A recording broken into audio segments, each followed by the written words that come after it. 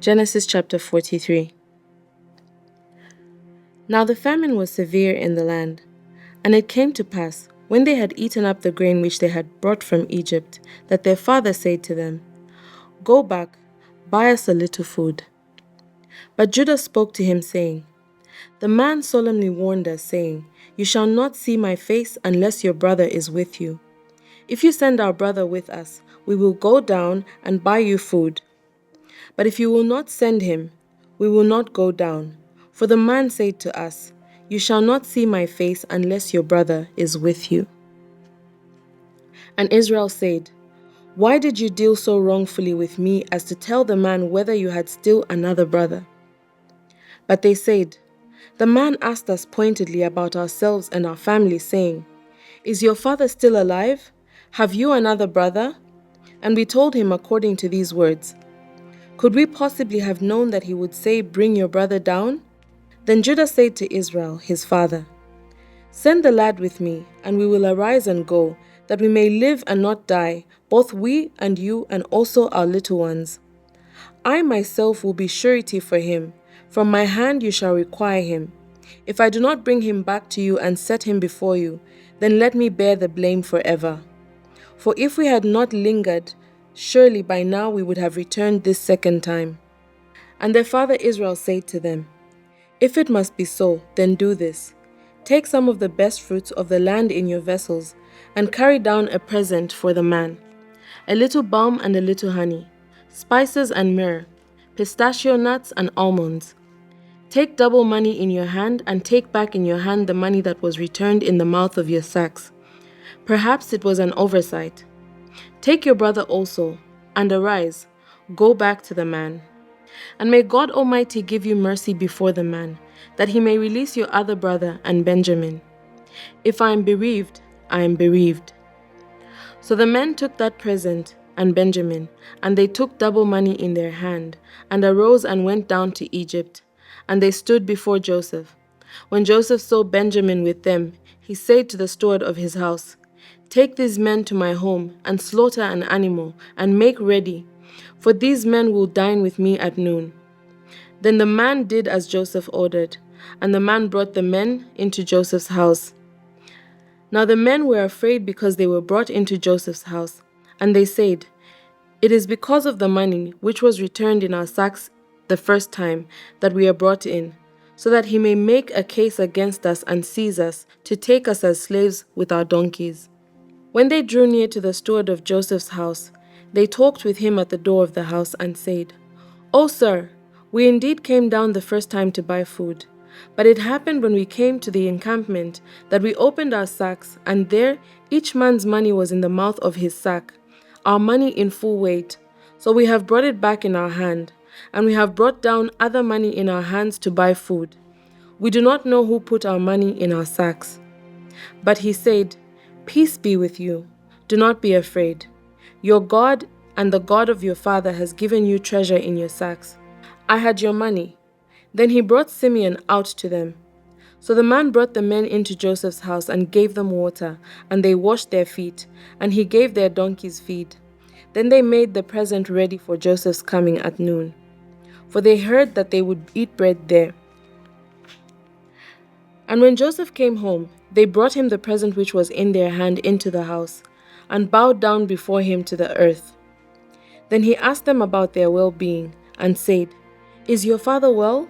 The old man of whom you spoke, is he still alive? And they answered, Your servant our father is in good health. He is still alive. And they bowed their heads down and prostrated themselves. Then he lifted his eyes and saw his brother Benjamin, his mother's son, and said, Is this your younger brother of whom you spoke to me? And he said, God be gracious to you, my son. Now his heart yearned for his brother, so Joseph made haste and sought somewhere to weep.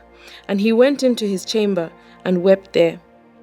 Then he washed his face and came out, and he restrained himself and said, Serve the bread. So they set him a place by himself, and them by themselves, and the Egyptians who ate with him by themselves, because the Egyptians could not eat food with the Hebrews, for this is an abomination to the Egyptians. And they sat before him, the firstborn according to his birthright, and the youngest according to his youth. And the men looked in astonishment at one another. Then he took servings to them from before him. But Benjamin's serving was 5 times as much as any of theirs. So they drank and were merry with him. Genesis chapter 44. And he commanded the steward of his house, saying, Fill the men's sacks with food, as much as they can carry, and put each man's money in the mouth of his sack. Also put my cup, the silver cup, in the mouth of the sack of the youngest, and his grain money.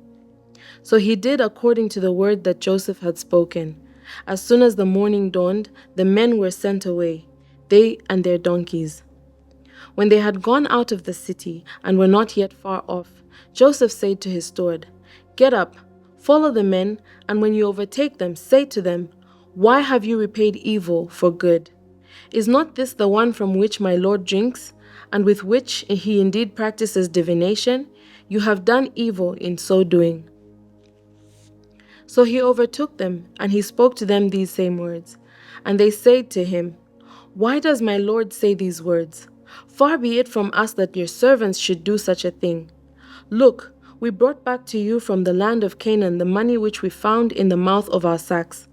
How then could we steal silver or gold from your Lord's house? With whomever of your servants it is found, let him die, and we will also be my Lord's slaves. And he said, Now also, let it be according to your words. He with whom it is found shall be my slave, and you shall be blameless. Then each man speedily let down his sack to the ground, and each opened his sack. So he searched. He began with the oldest, and left off with the youngest. And the cup was found in Benjamin's sack. Then they tore their clothes, and each man loaded his donkey and returned to the city. So Judah and his brothers came to Joseph's house, and he was still there, and they fell before him on the ground. And Joseph said to them, What deed is this that you have done? Did you not know that such a man as I can practice divination? Then Judah said, What shall we say to my Lord? What shall we speak? Or how shall we clear ourselves? God has found out the iniquity of your servants. Here we are, my Lord's slaves, both we and he also with whom the cup was found. But he said, Far be it from me that I should do so. The man in whose hand the cup was found, he shall be my slave. And as for you, go up in peace to your father. Then Judah came near to him and said, Oh, my lord, please let your servant speak a word in my lord's hearing, and do not let your anger burn against your servant. For you are even like Pharaoh. My lord asked his servants, saying, Have you a father or a brother? And we said to my lord, We have a father, an old man, and a child of his old age, who is young. His brother is dead, and he alone is left of his mother's children, and his father loves him. Then you said to your servants, Bring him down to me, that I may set my eyes on him. And we said to my lord, The lad cannot leave his father, for if he should leave his father would die. But you said to your servants, Unless your youngest brother comes down with you, you shall see my face no more. So it was, when we went up to your servant my father, that we told him the words of my lord. And our father said, Go back and buy us a little food. But we said, We cannot go down. If our youngest brother is with us, then we will go down. For we may not see the man's face unless our youngest brother is with us. Then your servant, my father, said to us, You know that my wife bore me 2 sons, and the one went out from me. And I said, Surely he is torn to pieces, and I have not seen him since. But if you take this one also from me, and calamity befalls him, you shall bring down my gray hair with sorrow to the grave. Now therefore, when I come to your servant my father, and the lad is not with us, since his life is bound up in the lad's life, it will happen when he sees that the lad is not with us, that he will die. So your servant will bring down the gray hair of your servant our father with sorrow to the grave. For your servant became surety for the lad to my father, saying, If I do not bring him back to you, then I shall bear the blame before my father forever. Now therefore, please, let your servant remain instead of the lad as a slave to my lord, and let the lad go up with his brothers. For how shall I go up to my father if the lad is not with me, lest perhaps I see the evil that would come upon my father? Chapter 45. Then Joseph could not restrain himself before all those who stood by him, and he cried out, "Make everyone go out from me." So no one stood with him while Joseph made himself known to his brothers. And he wept aloud, and the Egyptians and the house of Pharaoh heard it. Then Joseph said to his brothers, "I am Joseph. Does my father still live?" But his brothers could not answer him, for they were dismayed in his presence. And Joseph said to his brothers, "Please come near to me." So they came near. Then he said, "I am Joseph, your brother, whom you sold into Egypt. But now do not therefore be grieved or angry with yourselves because you sold me here, for God sent me before you to preserve life.